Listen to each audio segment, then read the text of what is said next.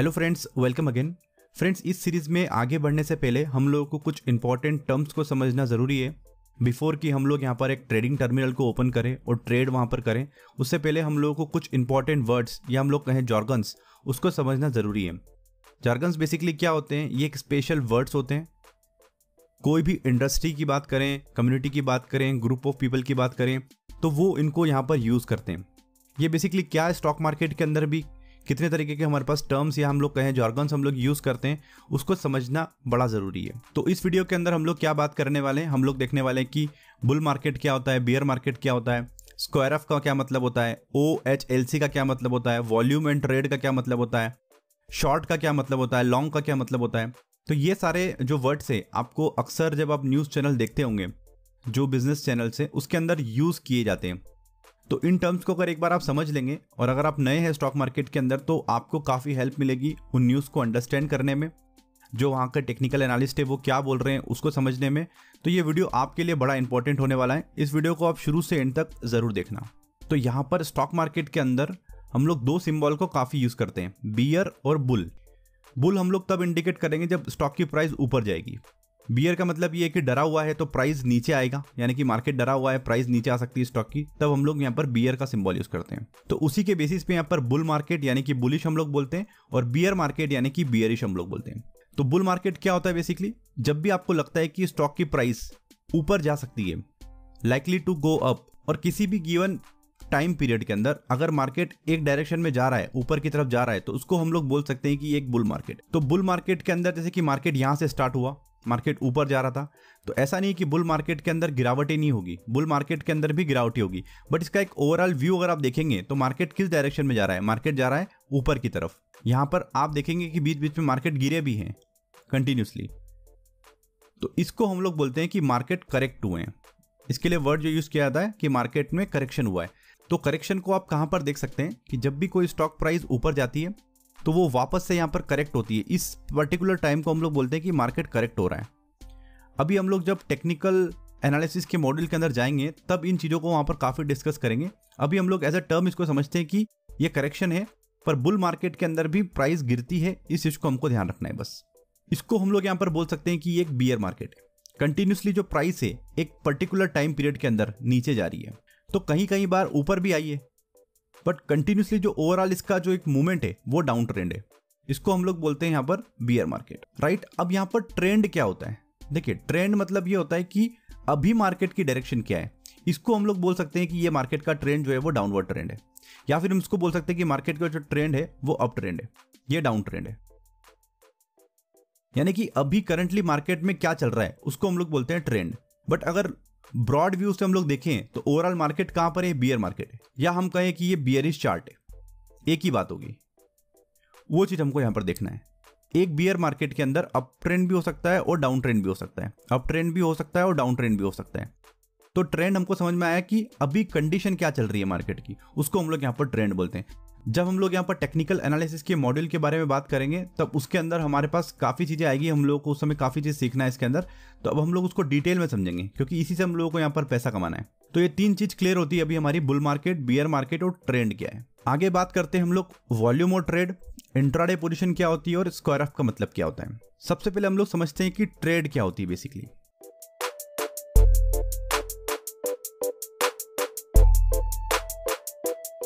तो यहां पर आप देख सकते हैं कि एक बायर है और एक सेलर है, और ये हमारा स्टॉक एक्सचेंज है बीच में। सो बायर ने यहां पर किसी भी स्टॉक को बाई किया, और उस स्टॉक को अगर वो बाई कर रहा है तो कोई ना कोई इसको सेल कर रहा है। ये हम लोगों ने पिछले वीडियोस के अंदर देखा था। तो इसको हम लोग बोल सकते हैं कि एक बाय और एक सेल हो रही है, इसी को हम लोग बोलते हैं यहां पर ट्रेड। अब लेट सपोज मान लेते हैं कि बायर ने यहां पर 300 यूनिट्स यानी कि हम लोग बोले 300 शेयर्स बाई किए, और सेलर ने यहाँ पर 300 शेयर सेल किए। तो इसका वॉल्यूम क्या होगा? वॉल्यूम होगा इसका 300।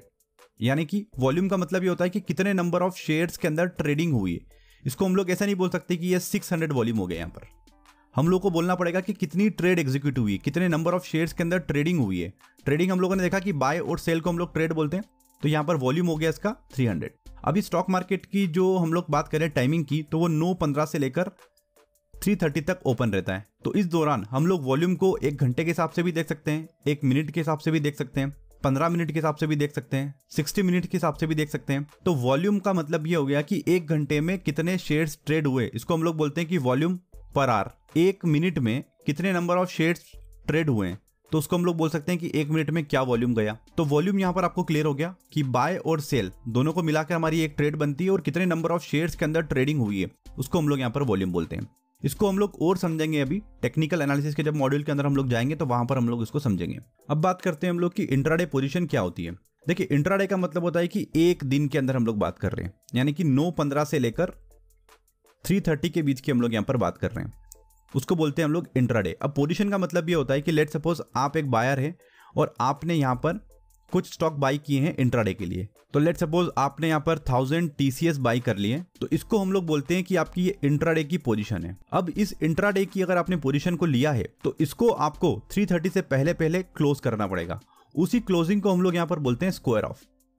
स्क्वायर ऑफ का मतलब ये होता है कि आपकी कोई भी पोजीशन को आपको क्लोज करना, उसको हम लोग बोलते हैं यहाँ पर स्क्वायर ऑफ करना। तो ये तीनों टर्म हमको यहाँ पर क्लियर होती है, वॉल्यूम ऑन ट्रेड क्या होती है, इंट्राडे पोजीशन क्या होती है और स्क्वायर ऑफ क्या होती है। आगे हम लोग बात करते हैं लॉन्ग पोजीशन किसको बोलते हैं, लॉन्ग का क्या मतलब होता है, शॉर्ट पोजीशन किसको बोलते हैं, शॉर्ट का क्या मतलब होता है, 52 वीक हाई लो किसको बोलते हैं और ऑल टाइम हाई लो किसको बोलते हैं। देखिए जब भी कोई स्टॉक को आप यहाँ पर बाय करते हैं, चाहे आप करें इंट्राडे के लिए चाहे आप करें पोजिशनल के लिए, यानी कि डिलीवरी आप उसकी उठा रहे हैं, तो उसको हम लोग यहाँ पर बोल सकते हैं कि वो एक लॉन्ग ट्रेड है। आपने यहाँ पर बाय किया है तो उसको हम लोग बोलेंगे ये एक लॉन्ग ट्रेड है और इस पोजीशन को बोलेंगे लॉन्ग पोजीशन। ये आपको यहाँ पर क्लियर हो गया। तो अब हम समझ लेते हैं कि शॉर्ट पोजीशन क्या होता है, फिर शॉर्ट का क्या मतलब होता है, इसको हम लोग थोड़ा सा समझ लेते हैं। तो इस डायग्राम की यहाँ पर हम लोग हेल्प लेते हैं इसको समझने के लिए कि शॉर्ट पोजीशन क्या होती है, शॉर्ट का क्या मतलब होता है, शॉर्ट सेलिंग का क्या मतलब होता है स्टॉक मार्केट के अंदर। इसको हम लोग थोड़ा सा क्लियर कर लेते हैं। तो ये मान के चलते हैं कि ये आप है यहाँ पर, ये आपका फ्रेंड 1 और ये आपका फ्रेंड 2 है। फ्रेंड 1 ने आपसे बोला कि मुझे एक सेकेंड हैंड कार खरीदना है।